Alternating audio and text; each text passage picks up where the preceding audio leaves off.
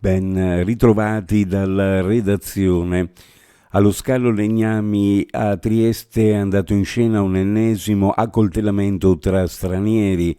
Un camionista di origine turca, nato nel 1986, è stato trasportato all'ospedale del pronto soccorso di Catinara dai sanitari del 118 intervenuti sul posto dopo una lite tra conducenti di camion. L'uomo, che non è in pericolo di vita, ha riferito di chiamarsi Hussein, ha subito una ferita di circa 10 cm al costato ed è stato trovato con una costola rotta. Ancora ignote le cause e le origini dei fatti. Sul posto è intervenuta la Guardia di Finanza.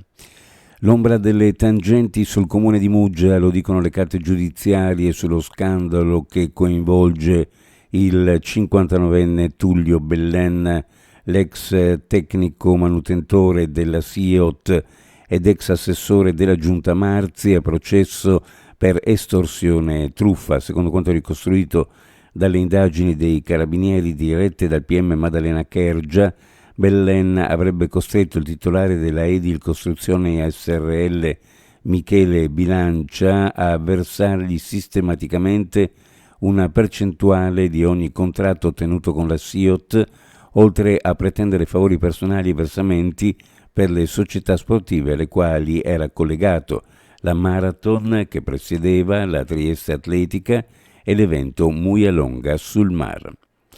Ha destato un certo allarmismo e fastidio ieri la presenza di un elicottero privato che sorvolava le ville situate in costiera.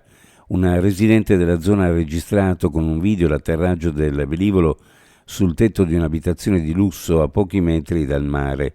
La villa si trova all'altezza di Via della Vitalba, nella parte sottostante. L'elicottero sarà passato una decina di volte, ha raccontato. Molti hanno chiamato i carabinieri. Si allarga la protesta nella sanità del Friuli Venezia Giulia a causa della diversità nelle retribuzioni tra l'area giuliana e quella isontina legata alle performance organizzativo-collettiva relativa agli obiettivi raggiunti nel 2023 dalla dirigenza medica.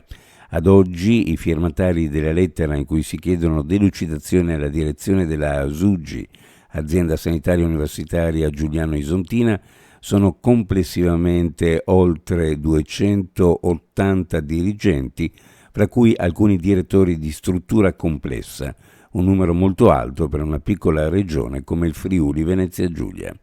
Uno sguardo alle previsioni meteorologiche: nuvolosità residua, cielo in genere variabile, poco nuvoloso verso la costa. Dal pomeriggio probabili rovesci temporali sulla zona montana che potrebbero poi estendersi verso la pianura. In serata sul Carso e a Trieste e Borino, temperature in media con il periodo: minime in pianura fra 19 e 22, le massime fra 31 e 34, minime sulla costa fra 22 e 25, le massime fra 29 e 32 gradi centigradi. Previsioni a cura di ARPA e FVG Meteo.